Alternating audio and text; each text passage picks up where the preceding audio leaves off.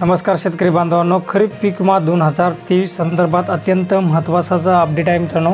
50,000 शेतकरी आणि 30 कोटीचा पीक विमा मंजूर। अजूनही 51,000 शेतकरी प्रतीक्षेत असल्याची माहिती आपण या व्हिडिओच्या माध्यमातून जाणून घेणार आहोत।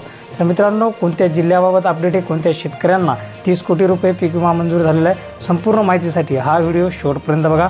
तत्पूर्वी मित्रांनो, तुम्ही जर चॅनलवर नवीन असाल तर अशाच अपडेट आणि माहितीपूर्ण व्हिडिओसाठी आपल्या चॅनलला आत्ता सबस्क्राइब करून ठेवा आणि शेजारील जी बेल आयकॉन आहे त्याला ऑलवर ठेवायला मात्र विसरू नका। तर कोणत्या जिल्ह्याची हे संपूर्ण माहिती आहे, तर मित्रांनो संपूर्ण माहिती आपण जाणून घेणार आहोत। तालुकानिहाय संख्या सगट सर्व माहिती आपण बघणार आहोत। तर मित्रांनो, परभणी जिल्ह्यातील अपडेट आहे आणि परभणी जिल्ह्यात जास्त करून सोयाबीन पीक उत्पादन घेतले जाते मित्रांनो, आणि त्याच्यासाठी जे नैसर्गिक आपत्ती नुकसान झालं होतं त्याची माहिती पीक विमा कंपनीला एकूण 1,93,967 शेतकऱ्यांनी पूर्वसूचना हा विमा कंपन्याला दिलेल्या आहेत। आणि मित्रांनो, त्याच्यापैकी किती शेतकरी पात्र आहेत तर बघू शकता मित्रांनो, 1,02,786 पूर्वसूचना पात्र केल्यात, तर 91,181 पूर्वसूचना अपात्र केल्यात। त्याच्यात सोयाबीन, तूर, हरभरा हे पिकं आलेले आहेत मित्रांनो। त्याच्यानंतर बघू शकता 50,883 शेतकऱ्यांना 30,55,11,885 रुपये पीक विमा हा मंजूर करण्यात आलेला आहे। तर मित्रांनो, तालुक्याने बघू शकता परभणी तालुका 3,871 शेतकरी आणि पीक विमा 3,32,00,000 रुपये परभणी तालुक्यासाठी मंजूर करण्यात आलेला आहे। पुढचा तालुका आहे मित्रांनो जिंतूर तालुका 11,537 शेतकरी आणि 6,43,00,000 रुपये पीक विमा हा जिंतूर तालुक्यातील शेतकऱ्यांसाठी मंजूर करण्यात आलेला आहे।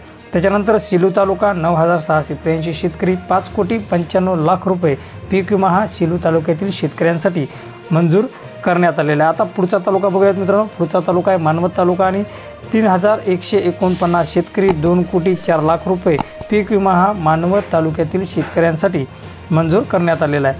पाथरी तालुक्यातील 5,083 शेतकरी तर 3,51,00,000 रुपये पीक विमा हा पाथरी तालुक्यातील शेतकऱ्यांना हा मंजूर करण्यात आलेला आहे। पुढचा तालुका बघूयात, पुढचा आहे सोनपेठ तालुका आणि शेतकरी मित्रांनो 2,621 शेतकरी आणि पीक विमा 21,48,00,000 रुपये हा सोनपेठ तालुक्यासाठी मंजूर करण्यात आलेला आहे।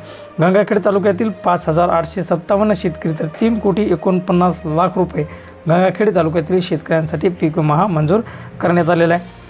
त्याच्यानंतर मित्रांनो, पालम तालुक्यातील 7,380 शेतकरी तर 3,68,00,000 रुपये पीक विमा हा मंजूर करण्यात आलेला आहे।